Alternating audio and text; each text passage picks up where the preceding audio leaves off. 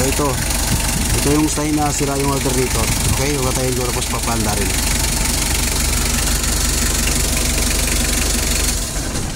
Yan. Yan, ito battery sign. Yan. Patay ko na tapos paandarin ko. Pag hindi mamatay yan, ibig sabihin sira alternator. Pero pag nawala yan, ibig sabihin goods. Buo yung alternator natin. So ayan, start natin. Yun, ibig sabihin goods na goods yung ating alternator. Okay? Hindi Naka na yan? Oh, sa ano lang yan sir, sa pituan lang yan. Dapat nandito sa battery. Makikita agad may indicator eh.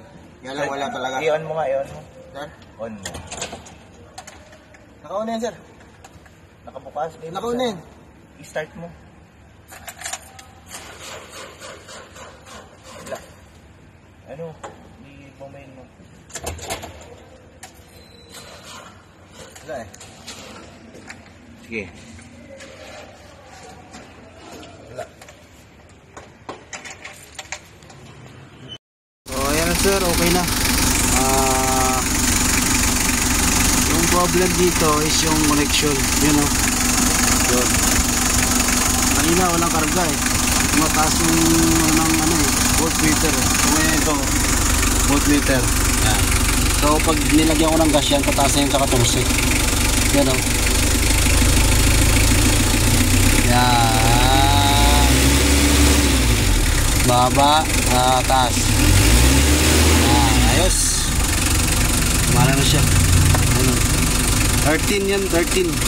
Yan. So, okay, ayos na. Ang problema dito ay inipitan ko na yung belt kasi sobrang luwag. Saka yung power steering. Matigas kanina yung manibela eh. So ngayon, pakalambot na ng manibela. Alternator problem. So, ito yung problema kanina.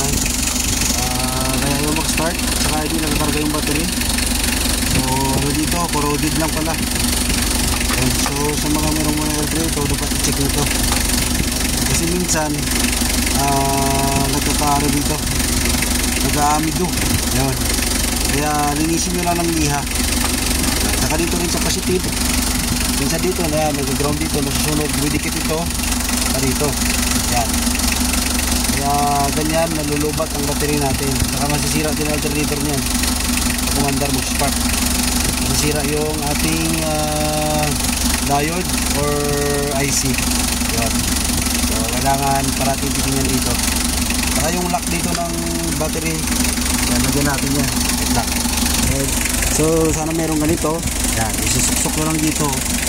Yan, na-shoot na. Yan, shoot ko lang yan. Yan, shoot. Yan, tapos yan, lock.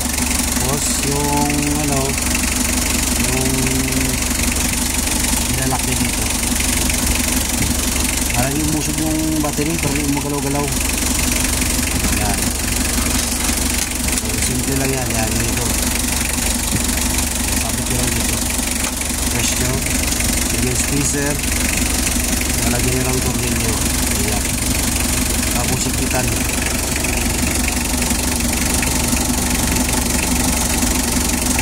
Ikitan. Ito lang yung kabasic. Ayan. Okay. Para hindi siya umusap yung battery papunta rito. Para bibigat dito eh. Kahit kita nyo rin mga terminal, positive and negative. Okay. Naka-basic. Mag-troubleshoot ng electrical. Mag-troubleshoot. Kita natin.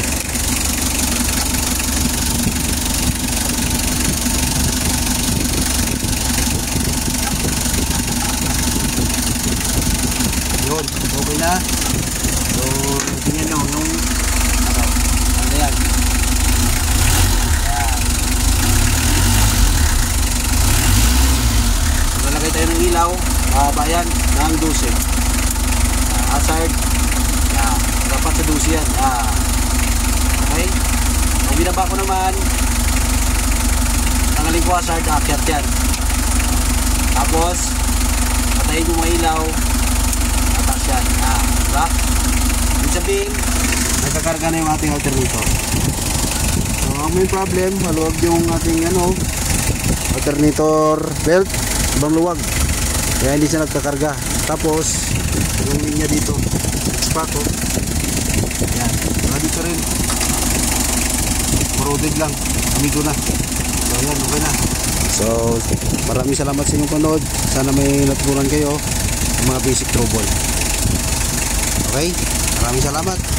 So ito yung sign na sira yung alternator. Okay? Patayin ko tapos papanda rin.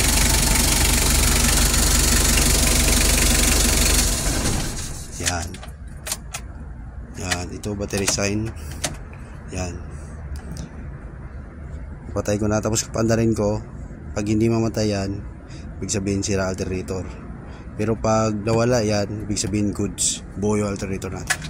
So ayan. Start natin. Yun, ibig sabihin goods na goods yung ating alternator. Okay? Hindi siya umilaw. So ayos. Thanks for watching. Sana may natutunan naman kayo sa aking vlog for today. So yan lang po guys. Salamat sa panonood. Bye bye.